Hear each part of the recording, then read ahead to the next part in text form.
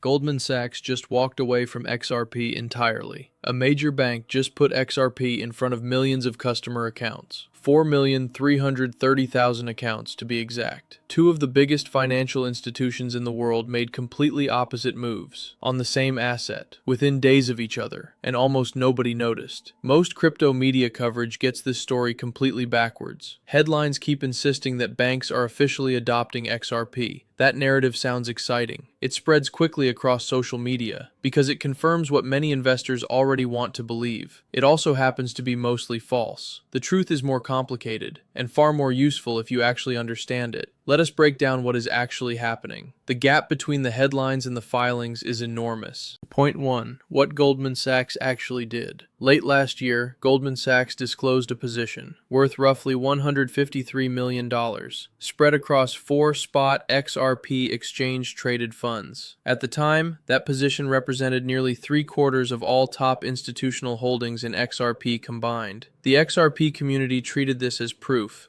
that Wall Street was finally taking XRP seriously. People shared this disclosure constantly across social media for months. It became a symbol of legitimacy for the entire asset. Analysts referenced it in nearly every bullish video about institutional adoption. It was treated as the cornerstone of the entire bank adoption narrative, but that position is now gone. Goldman Sachs has exited that position entirely. One of the largest disclosed institutional holders of XRP simply walked away. This did not happen quietly either. XRP exchange-traded funds still pulled in $60.5 million that same week in new inflows. Retail investors and smaller funds kept the inflows steady. But the major bank balance sheet the community pointed to for months is now empty. That is a significant shift. Most coverage barely mentioned it. When the cornerstone of a narrative quietly disappears and nobody updates the narrative, that should raise questions. It raises a basic question about why Goldman entered in the first place. Large institutions rarely take positions of this size casually, and they rarely exit quietly unless their internal thesis has changed. We do not know the exact internal reasoning, but the silence around the exit speaks volumes on its own. Point 2. The confusion between partnerships and purchases. This is where most of the misleading headlines come from. Ripple has secured 10 major partnerships this year with significant financial institutions. Names like Deutsche Bank, Societe Generale, JP Morgan, and MasterCard all appear in these announcements. Each time one of these deals gets announced, headlines frame it as a bank adopting XRP. But that is not what is actually happening in most cases. Deutsche Bank is using Ripple software for cross-border payments. It is also using it for foreign exchange and digital asset custody. That partnership explicitly avoids holding the XRP token itself. The bank gets the efficiency benefits of the technology without taking on exposure to the token's price. Societe Generale used the XRP ledger technology to launch its own euro-denominated stablecoin. Again, this involves using the underlying ledger infrastructure.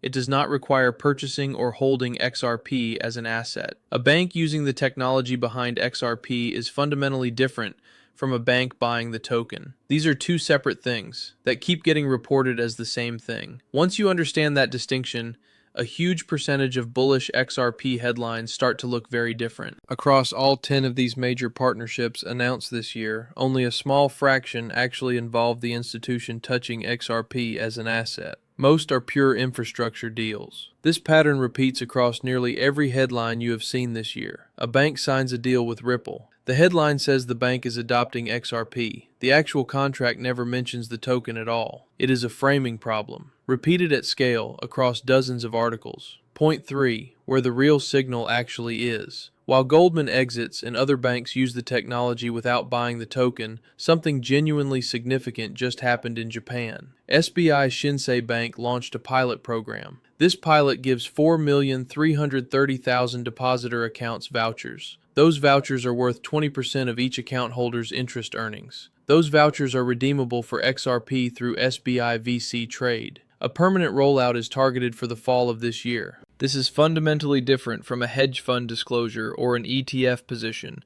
This is a regulated bank putting XRP directly into the hands of millions of retail depositors. As part of their actual banking relationship, SBI Holdings has been one of Ripple's closest financial allies for years. SBI holds a stake in Ripple itself. SBI has previously offered XRP as a shareholder benefit in the past. This is not a new relationship suddenly appearing out of nowhere. This is an existing, deep relationship scaling up to millions of users at once. It is also worth noting how rare this kind of pilot is globally. Most banks anywhere in the world have never offered cryptocurrency directly to retail depositors, not as part of a standard banking product. Japan, with its more developed regulatory framework for digital assets, is once again ahead of most Western markets here. Compare that to Morgan Stanley. Morgan Stanley's first ever disclosed XRP position totals approximately $15,488. That is spread across 2 exchange-traded funds, against a reported portfolio of $1.66 trillion. In the same filing period, $15,000 against $1.66 trillion.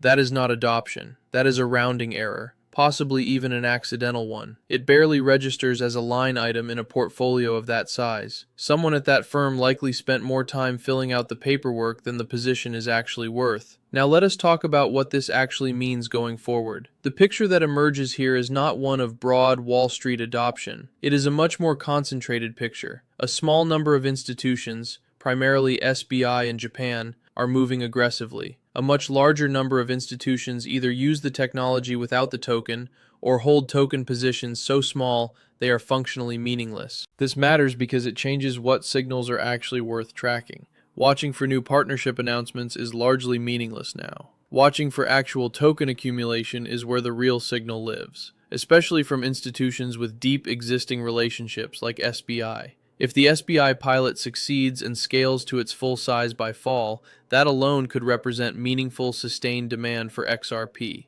Demand that comes from regular banking customers, not speculative traders. That kind of demand behaves very differently from exchange-traded fund flows, which can reverse quickly when sentiment shifts. It is sticky demand, tied to a banking relationship rather than a trading account.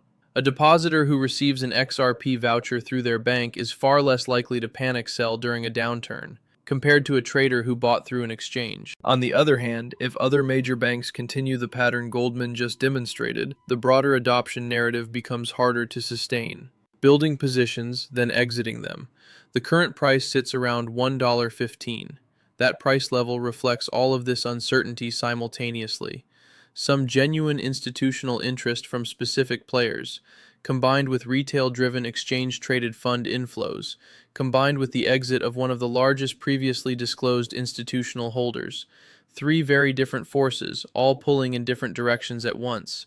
Until one of these forces clearly dominates, expect the price to remain range-bound, reacting more to headlines than to underlying fundamentals. Here are 2 predictions based on everything we just covered. First prediction. If the SBI Shinsei Bank pilot shows strong voucher redemption rates over the coming months, expect other Japanese institutions to follow, with similar programs before the end of this year, given how closely Japanese banks tend to follow successful domestic product launches.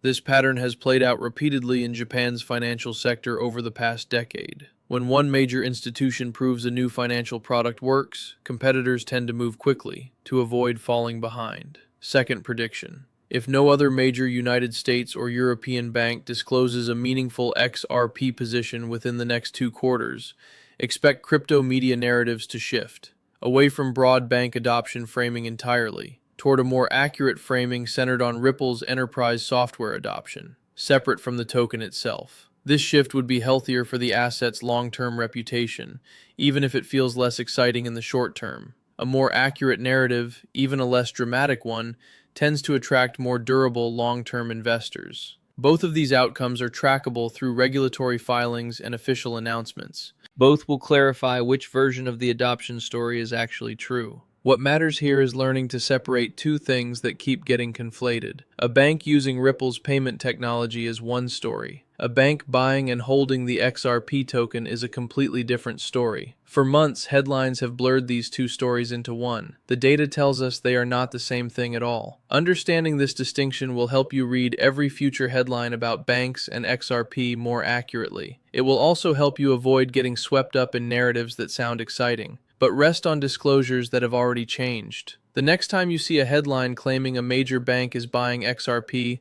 pause for a moment. Ask whether the filing actually shows a token purchase, or whether it shows a technology partnership described in misleading terms. That single question will save you from a great deal of confusion going forward. So here's the question for you. Do you think the SBI pilot represents the start of real institutional demand for XRP? Or do you think Goldman's exit shows that broad bank adoption was always overstated? Drop your answer in the comments. This distinction matters for how you interpret every future headline about banks and XRP. If this breakdown helped you see through the noise, hit subscribe so you do not miss the next one. I will see you in the next one.